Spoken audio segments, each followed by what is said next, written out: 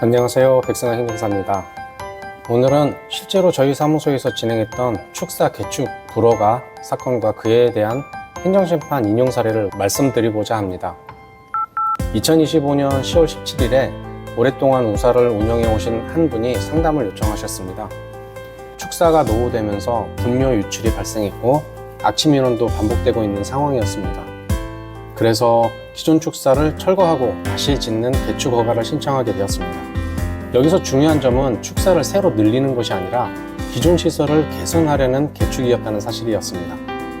퇴비사 위치를 민가에서 더 먼 방향으로 옮기고 분뇨 유출을 막기 위한 구조 개선도 포함되어 있었습니다. 말 그대로 환경을 악화시키는 계획이 아니라 오히려 개선을 목표로 한 개축이었습니다. 그런데 행정청에서는 인근 주민들의 악취와 소음 우려가 있다는 점을 들어 주민설명회를 열고 주민 의견을 수렴한 결과를 제출하라고 요구했습니다. 그리고 그 자료가 제출되지 않았다는 이유로 건축허가 신청을 반려했습니다. 상담 과정에서 가장 먼저 확인한 것은 법에서 주민 동의를 건축허가 요건으로 요구하고 있는지 여부였습니다. 건축법 어디에도 축사 개축 허가를 위해 인근 주민의 동의를 받아야 한다는 규정은 없습니다. 주민 의견은 참고 자료가 될 수는 있지만 그것이 곧바로 법적 거부 사유가 되지는 않습니다.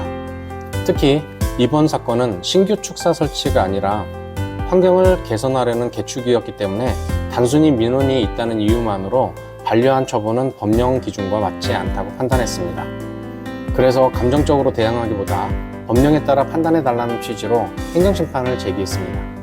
그 결과 행정심판위원회는 2025년 11월 17일자 건축허가 반려 처분을 취소했습니다. 전라남도 행정심판위원회는 2026년 2월 6일 재결을 하면서 건축허가 요건으로 인근 주민의 동의를 요구할 수 없고 단순한 주민 반대 민원만으로 허가를 거부할 수 없다는 점을 분명히 했습니다. 주민 설명회 결과 제출을 사실상 허가의 전제 조건처럼 요구한 점 역시 타당하지 않다고 보았습니다. 이번 사례가 의미를 갖는 이유는 축사 개축이나 건축허가 사건에서 흔히 듣게 되는 민원이 있어서 어렵다는 말이 반드시 법적 거부 사유가 되는 것은 아니라는 점을 보여주었기 때문입니다. 판단의 기준은 민원의 크기가 아니라 법령에서 정한 요건을 충족하는지 여부입니다. 개축인지, 신축인지, 환경이 실제로 악화되는지, 법적 기준에 맞는지 이 부분을 따져야 합니다. 이번 사건은 행정이 감정이 포함된 민원이 아니라 법률 기준에 따라 판단해야 한다는 점을 다시 확인해 준 사례였습니다. 축사 개축이나 건축허가 반려 문제로 고민이 계시다면 단순히 민원이 있다는 이유만으로 포기할 사안은 아닙니다. 법적 기준을 정확히 점검하면 결과는 달라질 수 있습니다. 행정심판제도는 민원인에게 행정소송의 전신 단계지만 행정기관 입장에서는 행정명령이기 때문에 사실상 대법원 판례와도 같은 효과가 발생합니다.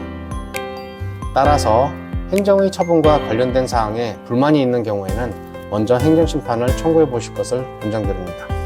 다음에도 좋은 소식으로 다시 뵙겠습니다. 감사합니다.